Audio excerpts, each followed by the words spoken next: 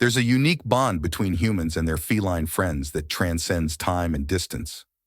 Follow with me the heart-wrenching story of a man who lost his beloved cat for 6 long years, only to face the heartache of letting him go again when they were finally reunited. This tale is a testament to the love and resilience that define our relationships with our pets. 11 years ago, a solitary author adopted a shelter kitten and named him Watson.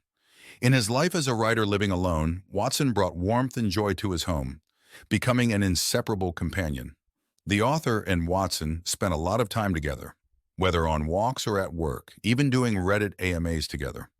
Watson was like a best friend to the author. 6 years ago, the author decided to leave civilization and move to a remote cabin in the woods. During this period, Watson was staying with the author's family, but he got out of the house and disappeared.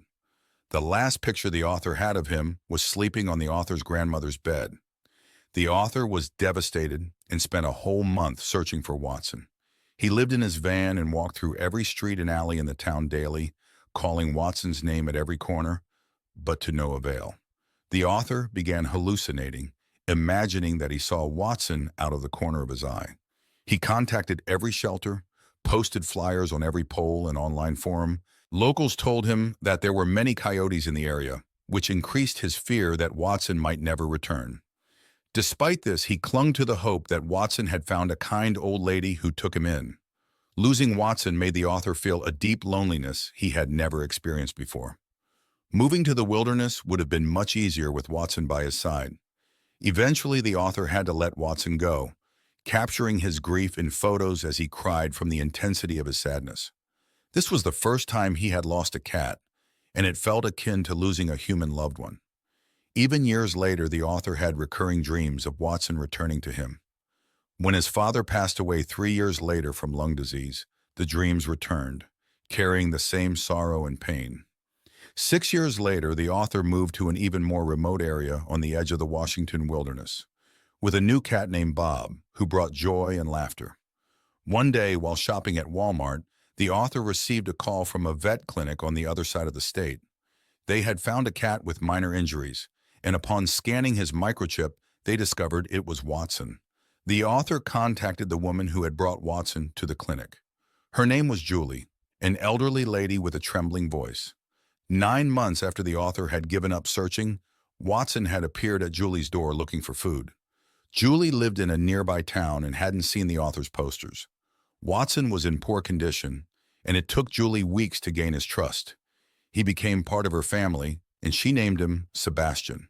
When the author asked why Julie hadn't checked Watson's microchip, she explained that she thought he had escaped from a bad situation because he was skinny, dirty, and had worn fur around his neck. The author chose not to dwell on what Watson might have endured during those 9 months, and not to question Julie's motives. Julie had lost her son that same year, and Watson had brought some comfort into her life.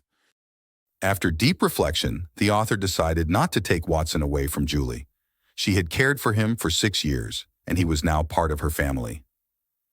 The author didn't want to cause her the same pain he had already healed from, nor did he want to subject Watson to another change of environment. It took months for the author to gather the courage to visit Julie and Watson. He feared that Julie's home might not be a good place, or that Watson might not be happy. But when he finally visited, he waited on the deck while Julie coaxed Watson outside. Watson was skittish around strangers, but when he saw the author, he seemed to remember him in a vague, instinctual way. Although there was no dramatic moment of recognition, Watson warmed up to the author, allowing him to pet him. Julie mentioned that Watson would never act like that with a stranger.